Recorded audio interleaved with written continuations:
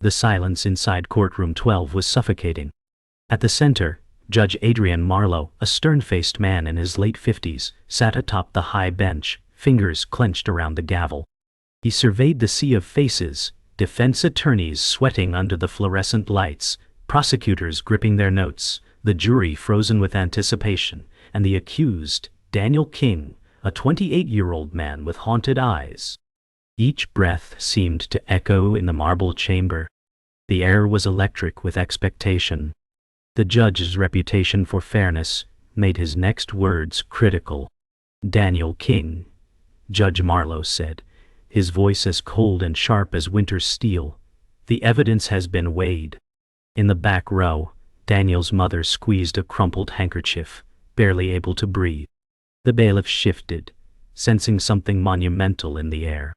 The jury foreman avoided the judge's gaze, trembling under the verdict about to be revealed. No one suspected what was about to unfold.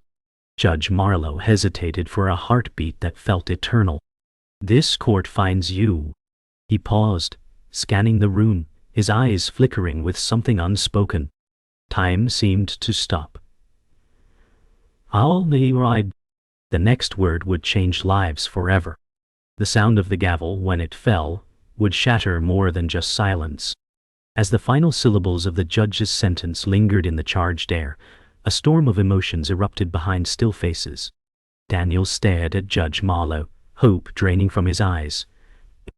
His mother's silent tears streaked her cheeks, each one a small act of surrender. The bailiff glanced at the defense table, his posture rigid, waiting for chaos to break loose. Judge Marlowe's hand hovered over the gavel, the weight of the law suddenly crushing. In the gallery, a murmur threatened to break free. Daniel's attorney leaned in, her voice barely above a whisper as she said, "Stay strong, Daniel. We fight to the end." The prosecutor's lips curled into a tight line, gaze unflinching. Every face in the room waited for a verdict they could not predict. The room pulsed with the ache of shattered certainty. Judge Marlowe hesitated, the world on edge, as he declared, "This court finds you." The words twisted, not matching the evidence, his voice cracking under unseen pressure. Gasps erupted. The gavel struck, echoing a verdict no one had foreseen, splintering the illusion of justice in a single earth-shattering instant. The courtroom had never heard such silence. Judge Marlowe's voice, now trembling, delivered a verdict that clashed with the mountain of evidence. Shock rippled through the gallery, faces pale, and lips parted in disbelief. The jury sat frozen, unable to process what had just transpired. Daniel's mother covered her mouth, her body folding inward as if the world had collapsed. The defense attorney's eyes widened, fury and heartbreak mixing in a single glance. Daniel could not move, his mind trapped between hope and horror. The bailiff stepped forward instinctively, bracing for a storm that might never come. Judge Marlowe's eyes met Daniel's, a flash of regret flickering before he looked away. The prosecutor raised his eyebrows, lips curling in disbelief. "Order!" Judge Marlowe shouted, his authority suddenly brittle. The sound of the gavel faded, but its echo would haunt every soul in that room. At that moment, trust in the law fractured, leaving only uncertainty and pain behind. Judge Marlowe's gaze lingered on Daniel. "You are hereby found guilty," he intoned, though doubt trembled at the edges of his voice. Daniel's face contorted, disbelief written in every line. His mother collapsed against the gallery rail, sobs muffled by trembling hands. The defense attorney protested, voice raw. "Your Honor, the evidence." Judge Marlowe's gavel struck again, silencing dissent, the sound final and absolute. The gallery erupted, voices clashing in outrage and grief. The bailiff stepped between Daniel and chaos, his presence a shield against the wave of pain. Judge Marlowe stood abruptly, shoulders slumped, the robe suddenly too heavy. "This court is adjourned," he announced, fleeing the bench as the courtroom dissolved into cries and accusations. Daniel's world spun out, his future rewritten in one brutal instant. Betrayal, by the law, by the judge, by fate, was now all that remained. In the aftermath, the courtroom's marble wall seemed to close in, echoing with the cries of a justice betrayed. Daniel was led away, wrists bound, his face ashen with disbelief. His mother sobbed quietly, the sound too raw for words.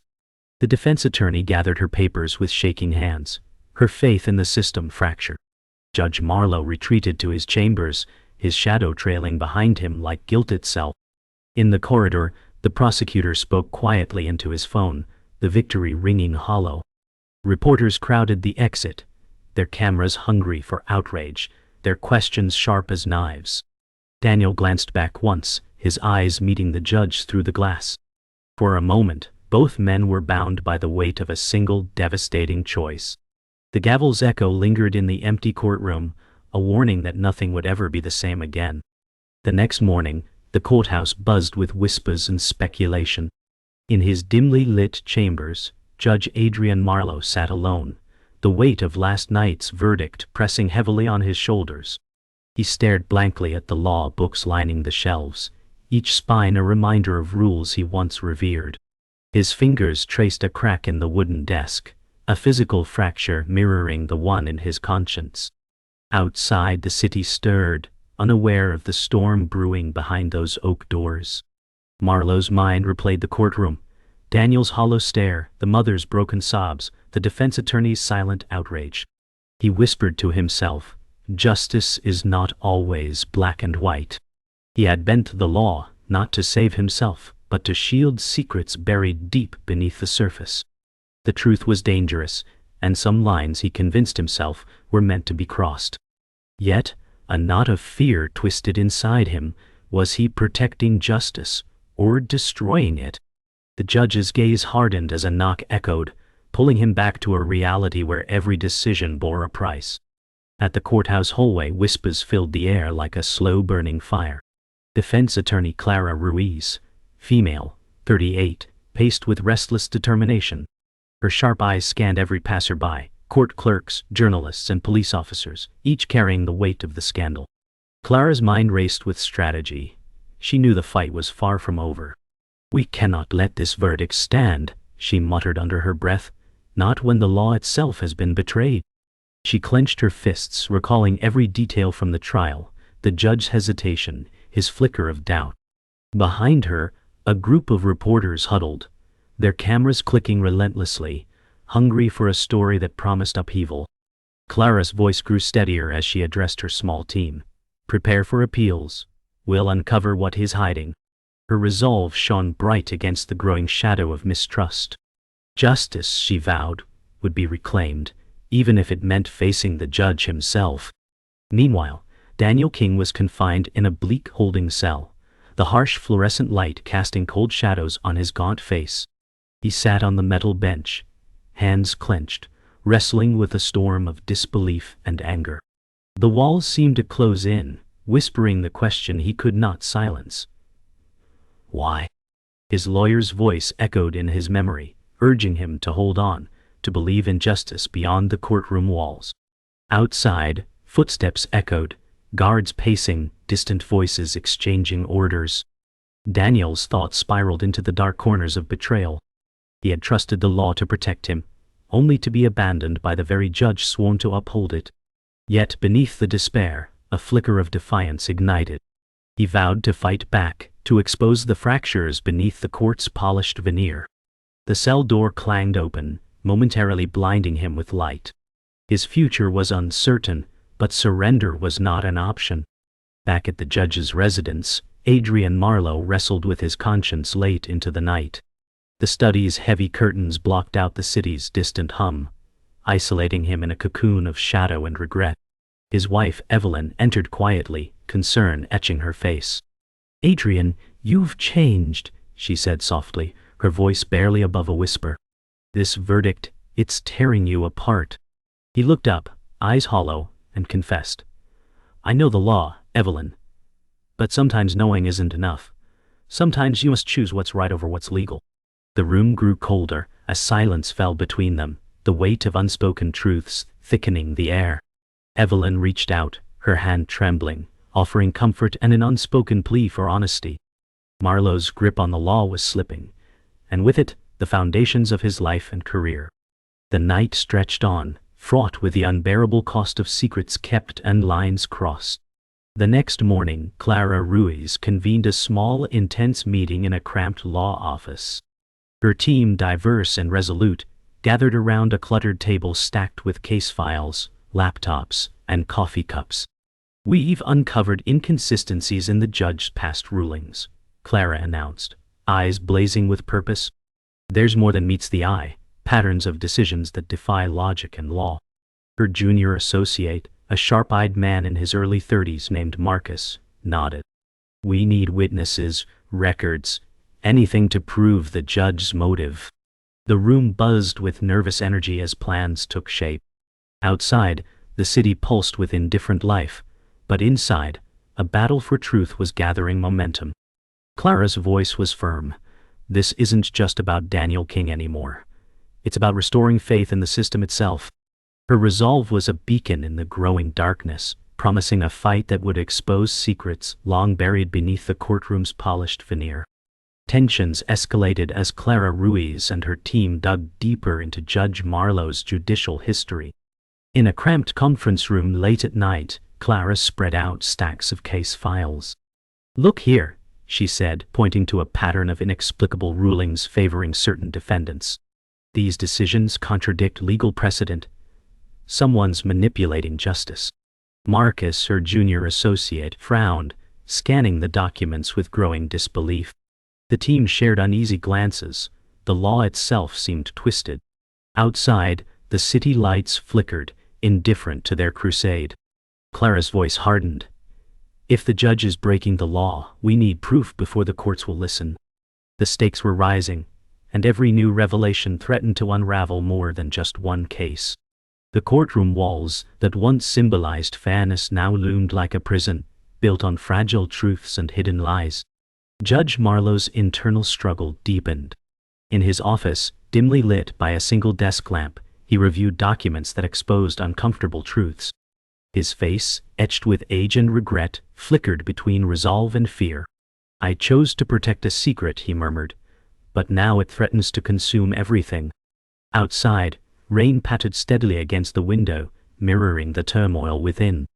Memories of a past case haunted him, the evidence he had buried, the lives affected by his silence. The law was his lifelong creed, yet his hands had stained it with compromise. A knock startled him. Evelyn entered, her concern palpable. "You're slipping away, Adrian. The weight is too much." Marlowe's voice cracked. "Sometimes justice isn't just about the law. It's about survival." The room felt colder, the boundaries between right and wrong blurring into shadows. In the holding cell, Daniel King's frustration erupted. His mind churned with rage and betrayal. "How can the law turn its back on me?" he muttered, pacing the small space. The guards exchanged wary glances, sensing his volatility. He had once believed in justice. Now it seemed a cruel joke. But beneath the despair, a new fire kindled, a fierce resolve to fight back. He planned to gather allies, expose the judge's corruption, and reclaim his life. Each passing day behind bars strengthened his determination. The cold steel bars were no match for his will. His voice echoed off the concrete walls, promising a reckoning. The fight was far from over, and the courtroom's polished facade would soon crack under the pressure of truth. Back in the courthouse, whispers of scandal spread like wildfire. Prosecutor Michael Hayes, male, 42, sharp and calculating, stood in the hall with a furrowed brow. "If the judge is compromised, it undermines everything we stand for," he said quietly to an aide. Yet a flicker of doubt crept into his mind. Was the verdict a personal choice or part of something darker? The courthouse buzzed with reporters' questions and lawyers' hushed conversations. Michael paced, weighing his options. His duty to the law conflicted with the potential fallout of exposing a judge's betrayal. The stakes had grown beyond a single case. The integrity of the entire system was at risk. The halls that once echoed with order now trembled with uncertainty and fear. Clara's team arranged a covert meeting late one evening at a local cafe. The dim lighting and quiet chatter masked the tension simmering beneath. "We have a witness," Marcus whispered urgently. "Someone who saw the judge meet with a known fixer before the trial." Clara's eyes narrowed, heart pounding. This was the break they needed, evidence to prove the judge's deliberate corruption. The group leaned in, exchanging strategies on approaching the witness safely. Outside, neon signs flickered, reflecting the city's restless energy. Clara's voice was steady but fierce. "This fight isn't just legal. It's personal. And we won't stop until the truth comes out." The room held its breath, united by a common purpose: justice, no matter the cost. The courtroom was packed with an air of restless anticipation as the missing witness finally stepped forward. Maria Thompson, a woman in her early 40s with sharp eyes and a weary posture, took the stand. She nervously adjusted her glasses, her voice steady but filled with tension. "I saw Judge Marlowe meet privately with a man known for fixing cases," she testified, eyes flickering between the judge and the lawyers. The courtroom gasped. The secret meeting was now exposed. Judge Marlowe's face tightened, his usual calm replaced by a flicker of panic. Defense attorney Clara Ruiz leaned forward, sensing the tide turning. The prosecutor's jaw clenched, caught between relief and shock. The witness revelation cracked open the facade of integrity that had shielded the judge. Outside, murmurs swelled into a roar. The truth was no longer hidden, and the scales of justice teetered dangerously. Judge Marlowe's composure cracked. His voice trembled as he addressed the court. "This accusation is baseless and defamatory." Yet his eyes betrayed the storm beneath. Outside the courtroom doors, reporters jostled for position, their cameras flashing like relentless lightning. Clara's voice rose with confidence. "We have evidence to back Ms. Thompson's claims. This is not a witch hunt, it is a fight for justice." The judge's once impregnable armor showed signs of rust. Whispers of scandal echoed through the marble halls, shattering old loyalties. The jury shifted uncomfortably in their seats. The prosecution paused, weighing the weight of public opinion and legal ethics. The trial had morphed into a crucible where truth, power, and betrayal clashed with ruthless intensity. In a shadowed corner of the courthouse, Clara met quietly with Marcus and a new confidential informant. The man, mid-50s, his face partly obscured by the brim of his hat, handed over a sealed envelope. "This contains transcripts and financial records linking Judge Marlowe to illicit payments," he whispered. Clara's fingers trembled slightly as she accepted the documents. "This changes everything," she said, voice barely concealing hope and urgency. Marcus scanned the papers quickly, nodding grimly. The informant glanced nervously around before disappearing into the night. Clara's mind raced. With this evidence, the judge's carefully crafted world could collapse. But danger shadowed every step. The lines between allies and enemies blurred in the growing darkness. The battle for justice had become a war fought in whispers and secrets. Judge Marlowe retreated to his chambers, his world unraveling rapidly. He paced the room, his black robe slipping from his shoulders as if shedding the weight of his sins. The soft ticking of an antique clock filled the oppressive silence. "I broke the law to protect more than just myself," he muttered, voice cracking. Memories flooded. Threats from powerful figures, the pressure to bend justice, the fear of losing everything. Evelyn's earlier words haunted him, her plea for honesty now sounding like a distant echo. Outside, the city lights dimmed under an approaching storm, mirroring his collapsing resolve. The judge knew the coming days would demand everything he had left. The law he once revered was now his cage, and the only question was how far he was willing to fall. The media frenzy exploded outside the courthouse, flooding streets with flashing cameras and shouting reporters. Daniel King, escorted by guards, paused to glare at the chaos, a new steel in his eyes.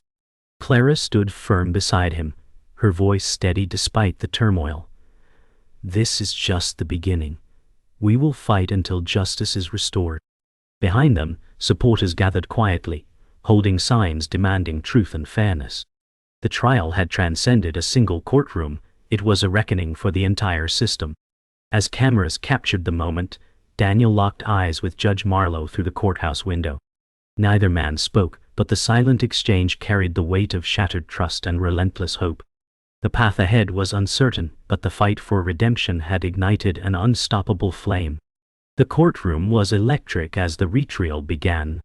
Judge Marlowe sat solemnly, his once confident demeanor now replaced by a weary resignation. Clara Ruiz stood at the forefront, poised and resolute, addressing the jury with fierce clarity. "This trial is about truth, not power," she declared, her voice unwavering. The courtroom held its breath as witnesses testified, each detail peeling back layers of deception. Daniel King sat quietly, his eyes reflecting cautious hope. The prosecution, led by Michael Hayes, appeared guarded, carefully choosing each word. Outside, the city buzzed with anticipation, reporters lining the streets. The battle for justice was no longer confined to law books or courtrooms. It had ignited a movement. Judge Marlowe's gaze flickered toward the evidence presented, the weight of his past decisions pressing heavily on him. As Clara presented a detailed timeline of Judge Marlowe's questionable rulings, the jury leaned in, absorbing each piece of evidence. Marcus passed confidential documents to the court clerk, revealing financial transactions linking the judge to shadowy figures. The courtroom murmur rose as patterns of corruption emerged, challenging the foundations of trust. Daniel's mother sat close, tears mingling with determination. Judge Marlowe's lips thinned, his hands clenched tightly on the bench. The prosecutor nodded subtly, acknowledging the shift in momentum. Outside the courtroom, activists gathered, their chants growing louder, demanding accountability. Every testimony chipped away at the walls, built around the judge's secret life. The trial was more than legal, it was a reckoning, a moment that could redefine justice itself. Daniel King's voice broke the courtroom silence as he took the stand, recounting his ordeal with quiet strength. "I believed in justice until it was stolen from me," he said, eyes steady on the judge. His words echoed through the chamber, stirring the hearts of those present. Clara's gaze never left Daniel, her support unwavering. Judge Marlowe's face betrayed a flicker of pain, a silent admission of guilt. The prosecutor remained stoic but attentive, sensing the emotional tide shifting. Outside, the tension was palpable, reporters scrambling for updates. The trial had transformed into a battle of wills, where the truth fought against the shadows of corruption. Daniel's testimony was a beacon, illuminating the fractures beneath the court's polished facade. The climax reached a fever pitch, as Clara confronted Judge Marlowe directly, unveiling incontrovertible proof of his corruption. "Your Honor, the law you swore to uphold has been bent for personal gain," she said, voice steady but fierce. Marlowe's eyes flickered with shame and defiance, a man caught between pride and collapse. The courtroom gasped, the tension crackling like electricity. The jury sat rigid, the weight of the revelations pressing down. Michael Hayes rose, echoing Clara's condemnation with a call for accountability. The judge's shoulders sagged, the facade crumbling. The trial was no longer about one man. It was a reckoning for an entire system. The air was thick with anticipation as the jury prepared to deliver a verdict that could rewrite justice itself. The courtroom fell silent as the jury filed in, the verdict hanging like a storm cloud. Judge Marlowe's hands trembled slightly as the foreman's voice cut through the tension. "We find the defendant guilty of corruption and abuse of power." A collective breath was released. Relief, sorrow, and justice mingled in the air. Daniel's eyes glistened with tears. His mother wept openly. Clara allowed herself a brief smile, but her gaze remained steely. The fight was far from over. Judge Marlowe bowed his head, accepting the consequences of his choices. Outside, the city's heartbeat quickened with news of the verdict. The trial had shattered illusions and brought truth into harsh light. Justice had triumphed, but its cost echoed deeply within every soul present. The courthouse emptied slowly, its marble floors reflecting the fading afternoon light, as Daniel King was led away to begin his new life beyond the courtroom. His gaze remained steady, yet beneath the surface, a mix of exhaustion and fragile hope simmered. Clara Ruiz followed closely, her voice low but firm. "This is just the start, Daniel. We'll rebuild what was broken." Outside, reporters clustered, capturing fleeting moments of triumph and defeat. Judge Marlowe lingered in his chambers, alone with the weight of his downfall, fingers tracing the worn edges of his law books. His legacy lay in ruins, but a faint spark of redemption flickered within him, a promise that the truth would not be buried again. The city's distant hum grew louder as night approached, signaling new beginnings and lingering shadows. In a small community center, Daniel reunited with his mother, her tearful embrace breaking years of pain and separation. "You're free," she whispered, clutching him tightly, her face a mixture of relief and fear for the uncertain road ahead. Daniel's voice was quiet but hopeful. "We'll make it right." Clara observed from nearby, her presence a steady anchor amid fragile emotion. Volunteers and neighbors gathered, their faces marked by hardship, but illuminated by solidarity. The fight for justice had inspired more than legal victory. It had sparked a movement to rebuild trust and support those harmed by corruption. Outside, the afternoon sun cast long shadows, a reminder that light and darkness coexist, but resilience endures. Judge Marlowe faced the public hearing convened to assess his actions and determine his fate within the judiciary. The room was thick with anticipation as voices recounted his fall from grace. Marlowe stood silently, black robe replaced by a simple suit, head bowed yet dignified. Witnesses spoke of betrayal and trust broken, while supporters quietly acknowledged his earlier service. Evelyn sat nearby, her eyes filled with sorrow and unresolved love. The judge's own words echoed in the chamber. "I chose to break the law to protect what I believed was greater justice, but I now accept the consequences." The hearing was both a reckoning and a moment of painful truth, marking the end of a chapter and the uncertain beginning of another. Clara and Marcus prepared for the next phase of their campaign, reform beyond the courtroom. Around a cluttered office table, they strategized outreach to lawmakers, community leaders, and activists. "Justice is more than verdicts," Clara said, eyes burning with conviction. "It's about rebuilding trust and creating transparency." Marcus nodded, scrolling through data on his laptop, while volunteers filtered in, ready to mobilize. The room buzzed with quiet determination and hopeful energy. Outside, the city pulsed with life, unaware of the quiet revolution unfolding within these walls. Clara's words lingered in the air, a reminder that even shattered systems can heal with courage and persistence. As dusk settled over the city, Daniel stood on the steps of the courthouse, looking up at its towering facade. His journey had been grueling, but his spirit remained unbroken. "This isn't just my victory," he said softly. "It's for everyone who's been silenced." Clara joined him, sharing a quiet smile. Behind them, shadows lengthened, but a new dawn shimmered on the horizon. The fight for justice was far from over, yet hope had been rekindled. The echoes of the gavel still resonated, a reminder of both fallibility and strength. Together, they faced the uncertain future, ready to rewrite the story of law and humanity, one choice at a time. The morning sun cast long shadows over the courthouse as Daniel prepared for a speech before a gathered crowd. His voice, steady and resolute, echoed through the plaza. "Justice is not a prize for the powerful, but a right for all." His words stirred the crowd, a mixture of survivors, supporters, and skeptics alike. Clara stood nearby, pride shining in her eyes, knowing how far they had come. Behind the scenes, whispers of reform circulated among lawmakers and activists inspired by their courage. Daniel's journey had become a symbol, a call to dismantle corruption and rebuild faith. The gavel's echo was no longer a memory but a beacon, warning and hope intertwined. As the crowd applauded, Daniel's gaze lingered on the courthouse steps, where shadows of the past still clung. In a quiet office, Clara reviewed new legislation drafts aimed at judicial transparency. The soft hum of the city seeped through the window, a distant reminder of ongoing struggles. Her fingers traced the bold words: accountability, fairness, reform died off. The fight had evolved beyond courtrooms into systemic change. Marcus sat nearby, scrolling through community feedback and legal precedents, eyes sharp and focused. Clara's voice broke the silence. We are the architects of a new justice built on truth and openness. Outside, the sky shifted from pale blue to twilight, symbolizing both an end and a beginning. The story was far from over, but their resolve had never been stronger.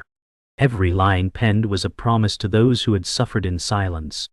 Judge Marlowe, now stripped of his robe and official titles, walked alone through a quiet park. The trees whispered in the gentle breeze, leaves turning with the season's change. His steps were slow, burdened by regret but tempered with acceptance. "I knew the law, yet I chose to break it," he admitted softly, voice barely above the rustle of autumn leaves. Public hearing's verdict had stripped him bare, but also offered a strange liberation. He paused at a bench, staring out at the horizon where sun and shadow met. In that silence, Marlowe confronted his failures, hoping one day to make peace with the man he once was. The law had been his guide and his prison, a duality he could no longer ignore. In a bustling community center, Daniel and Clara joined hands with volunteers, activists, and families. The energy was palpable. Laughter, conversation, shared stories of struggle and resilience. Daniel's voice rang out, "Justice is a journey, not a destination." Clara added, "We build it together." Faces of all ages and backgrounds reflected hope rekindled. Plans for educational programs, legal aid, and advocacy groups took shape. The fight for fairness had moved into everyday lives, transforming pain into progress. Outside, the sun dipped low, bathing the scene in a warm glow. The community's heartbeat was steady and strong, a living testament to the power of truth and unity. As night fell, Daniel and Clara stood outside the courthouse, gazing up at its illuminated facade. Daniel's voice was soft but clear. "The law is only as strong as those who uphold it." Clara nodded, "And we will be the guardians of its future." The city lights shimmered around them. The gavel's echo now, a quiet promise. Their journey was far from over, but in that moment, hope blazed fiercely, unseen, unyielding, unforgettable. A final breeze swept past, carrying the weight of their choices and the whispers of those who would follow. Silence settled like a sacred vow, a closing breath that left everything hanging in the air. A story rewritten, a justice reborn.